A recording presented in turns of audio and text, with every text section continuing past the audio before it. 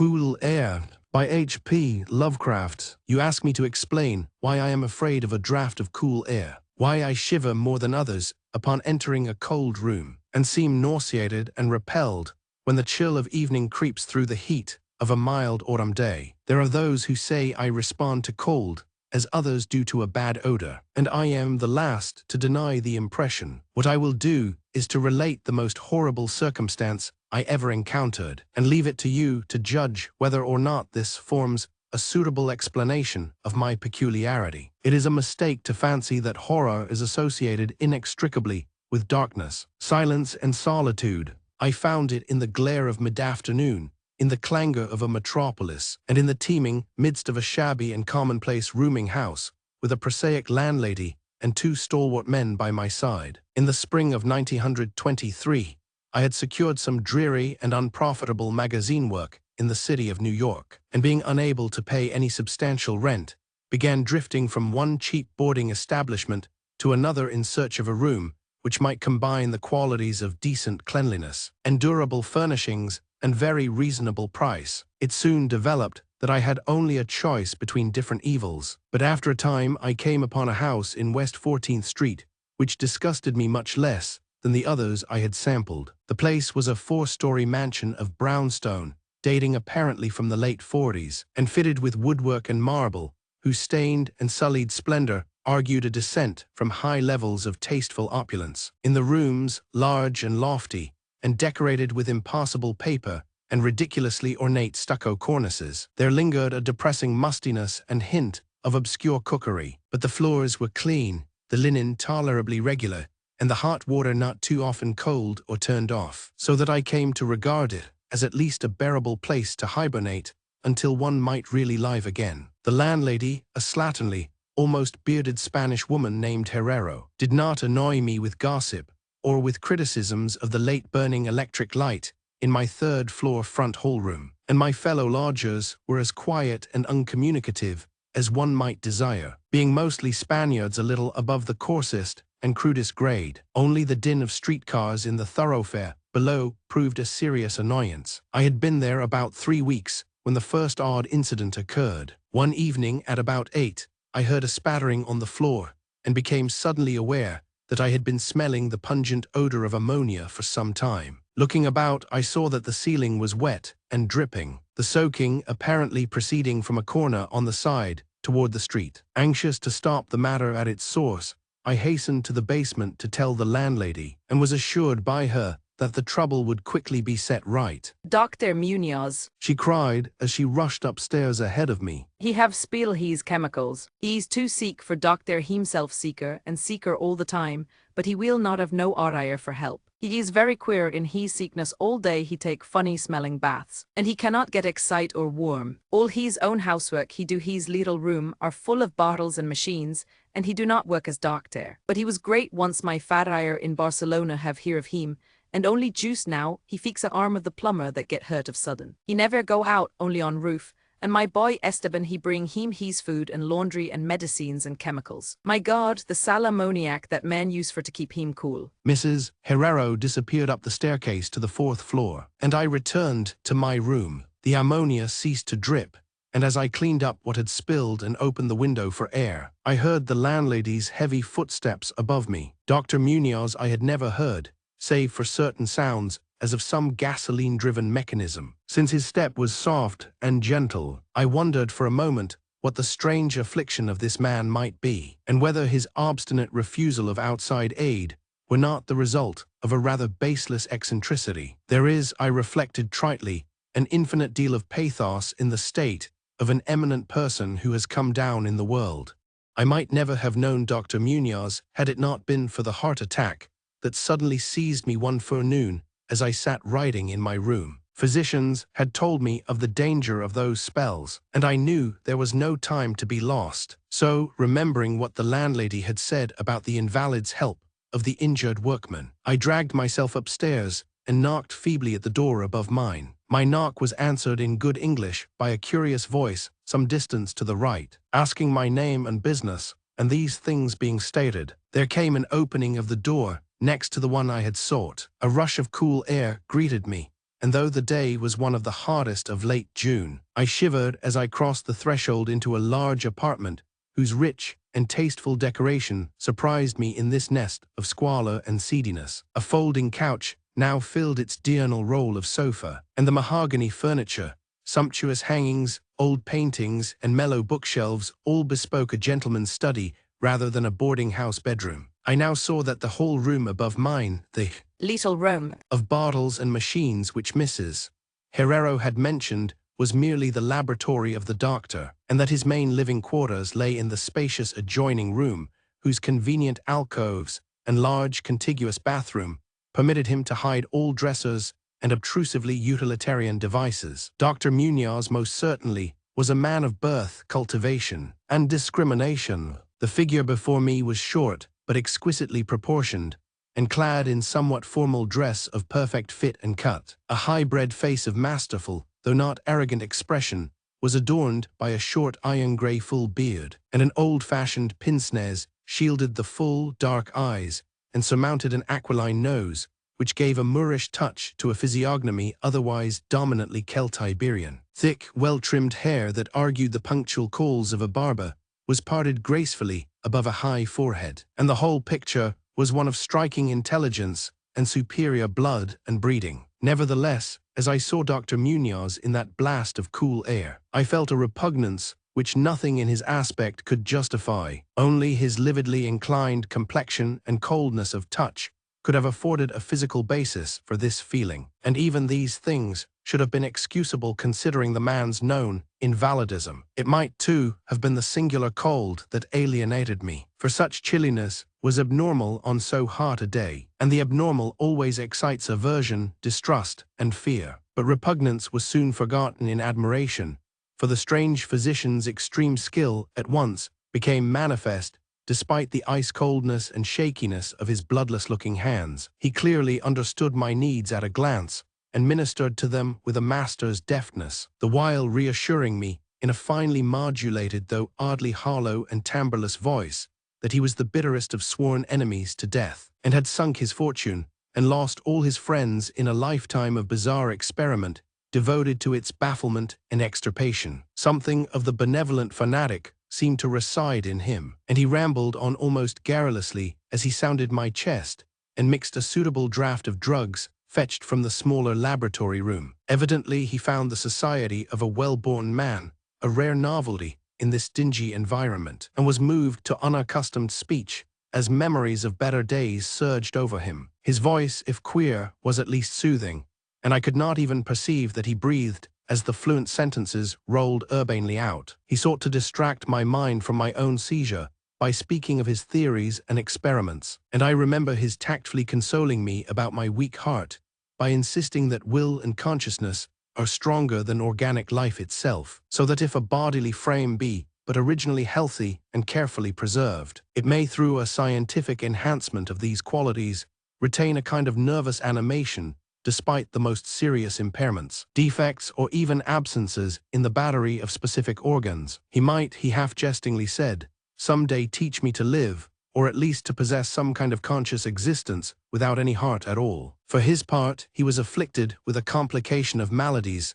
requiring a very exact regimen which included constant cold. Any marked rise in temperature might, if prolonged, affect him fatally, and the frigidity of his habitation, some 55 or 56 degrees Fahrenheit, was maintained by an absorption system of ammonia cooling. The gasoline engine, whose pumps I had often heard in my room below, relieved of my seizure in a marvelously short while, I left the shivery place a disciple and devotee of the gifted recluse. After that, I paid him frequent overcoated calls, listening while he told of secret researches and almost ghastly results, and trembling a bit when I examined the unconventional and astonishingly ancient volumes on his shelves. I was eventually, I may add, almost cured of my disease for all time by his skillful ministrations. It seems that he did not scorn the incantations of the medievalists, since he believed these cryptic formulae to contain rare psychological stimuli which might conceivably have singular effects on the substance of a nervous system from which organic pulsations had fled. I was touched by his account of the aged Dr. Torres of Valencia, who had shared his earlier experiments and nursed him through the great illness of 18 years before, whence his present disorders proceeded. No sooner had the venerable practitioner saved his colleague than he himself succumbed to the grim enemy he had fought. Perhaps the strain had been too great, for Dr. Munoz made it whisperingly clear, though not in detail, that the methods of healing had been most extraordinary, involving scenes and processes not welcomed by elderly and conservative Galans. As the weeks passed, I observed with regret that my new friend was indeed slowly, but unmistakably losing ground physically. As Mrs. Herrero had suggested, the livid aspect of his countenance was intensified, his voice became more hollow and indistinct, his muscular motions were less perfectly coordinated, and his mind and will displayed less resilience and initiative. Of this sad change, he seemed by no means unaware, and little by little, his expression and conversation both took on a gruesome irony, which restored in me something of the subtle repulsion I had originally felt. He developed strange caprices, acquiring a fondness for exotic spices and Egyptian incense, until his room smelled like the vault of a sepultured pharaoh in the Valley of Kings. At the same time, his demands for cold air increased, and with my aid, he amplified the ammonia piping of his room and modified the pumps and feed of his refrigerating machine until he could keep the temperature as low as 34 or 40 degrees, and finally even 28 degrees, the bathroom and laboratory, of course, being less chilled in order that water might not freeze, and that chemical processes might not be impeded. The tenant adjoining him complained of the icy air from around the connecting door, so I helped him fit heavy hangings to obviate the difficulty. A kind of growing horror of outre and morbid cast seemed to possess him. He talked of death incessantly, but laughed hollowly when such things as burial or funeral arrangements were gently suggested. All in all, he became a disconcerting and even gruesome companion. Yet in my gratitude for his healing, I could not well abandon him to the strangers around him, and was careful to dust his room and attend to his needs each day, muffled in a heavy ulster which I bought especially for the purpose. I likewise did much of his shopping, and gasped in bafflement at some of the chemicals he ordered from druggists and laboratory supply houses. An increasing and unexplained atmosphere of panic seemed to rise around his apartment. The whole house, as I have said, had a musty odor, but the smell in his room was worse, in spite of all the spices and incense, and the pungent chemicals of the now incessant baths which he insisted on taking unaided. I perceived that it must be connected with his ailment, and shuddered when I reflected on what that ailment might be. Mrs. Herrero crossed herself when she looked at him, and gave him up unreservedly to me, not even letting her son, Esteban, continue to run errands for him. When I suggested other physicians, the sufferer would fly into as much of a rage as he seemed to dare to entertain. He evidently feared the physical effect of violent emotion, yet his will and driving force waxed rather than waned, and he refused to be confined to his bed. The lassitude of his earlier ill days gave place to a return of his fiery purpose, so that he seemed about to hurl defiance at the death demon, even as that ancient enemy seized him. He acquired a habit of writing long documents of some sort, which he carefully sealed and filed with injunctions that I transmit them after his death to certain persons whom he named for the most part lettered East Indians, but including also a once celebrated French physician, now generally thought dead, and about whom the most inconceivable things had been whispered. As it happened, I burned all these papers undelivered and unopened. His aspect and voice became utterly frightful, and his presence almost unbearable. One September day, an unexpected glimpse of him induced an epileptic fit in a man who had come to repair his electric desk lamp, a fit for which he prescribed effectively while keeping himself well out of sight. That man, oddly enough, had been through the terrors of the Great War without having incurred any fright so thorough.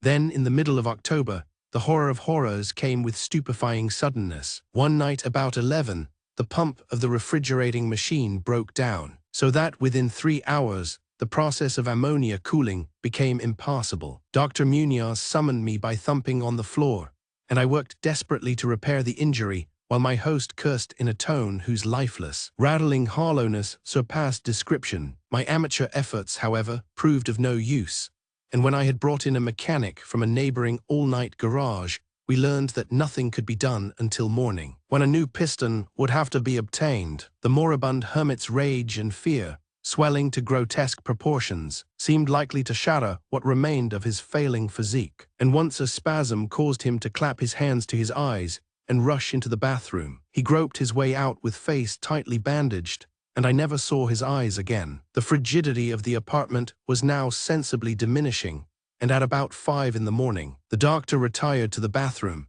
commanding me to keep him supplied with all the ice I could obtain at all-night drugstores and cafeterias. As I would return from my sometimes discouraging trips and lay my spoils before the closed bathroom door, I could hear a restless splashing within and a thick voice croaking out the order for more.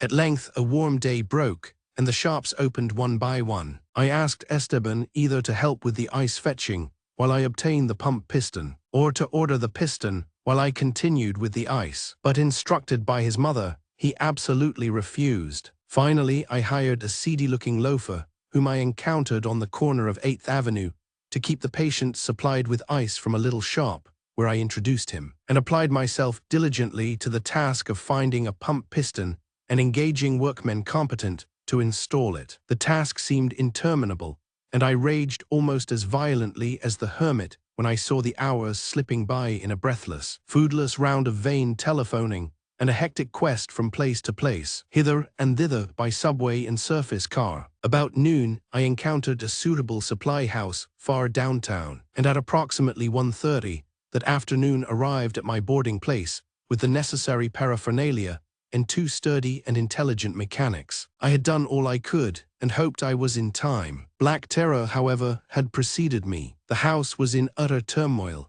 and above the chatter of awed voices, I heard a man praying in a deep basso. Fiendish things were in the air, and lodgers told over the beads of their rosaries as they caught the odor from beneath the doctor's closed door. The lounger I had hired, it seems, had fled screaming and mad-eyed not long after his second delivery of ice, perhaps as a result of excessive curiosity. He could not, of course, have locked the door behind him, yet it was now fastened, presumably from the inside. There was no sound within save a nameless sort of slow, thick dripping. Briefly consulting with Mrs. Herrero and the workmen, despite a fear that gnawed my inmost soul, I advised the breaking down of the door, but the landlady found a way to turn the key from the outside with some wire device. We had previously opened the doors of all the other rooms on that hall, and flung all the windows to the very top. Now, noses protected by handkerchiefs, we tremblingly invaded the accursed south room, which blazed with the warm sun of early afternoon. A kind of dark, slimy trail led from the open bathroom door to the hall door, and thence to the desk, where a terrible little pool had accumulated. Something was scrawled there in a pencil in an awful, blind hand on a piece of paper hideously smeared, as though by the very claws that traced the hurried last words. Then the trail led to the couch and ended unutterably. What was or had been on the couch I cannot and dare not say here, but this is what I shiveringly puzzled out on the stickily smeared paper before I drew a match and burned it to a crisp. What I puzzled out in terror as the landlady and 2 mechanics rushed frantically from that hellish place to babble their incoherent stories at the nearest police station. The nauseous words seemed well nigh incredible in that yellow sunlight, with the clatter of cars and motor trucks ascending clamorously from crowded 14th Street. Yet I confess that I believed them then. Whether I believe them now, I honestly do not know. There are things about which it is better not to speculate, and all that I can say is that I hate the smell of ammonia, and grow faint at a draught of unusually cool air. The end, ran that noisome scrawl, is here. No more ice. The man looked and ran away. Warmer every minute, and the tissues can't last. I fancy you know what I said about the will and the nerves, and the preserved body after the organs ceased to work. It was good theory, but couldn't keep up indefinitely. There was a gradual deterioration I had not foreseen. Dr. Torres knew, but the shock killed him. He couldn't stand what he had to do. He had to get me in a strange, dark place when he minded my letter and nursed me back. And the organs never would work again. It had to be done my way, artificial preservation, for you see, I died that time 18 years ago.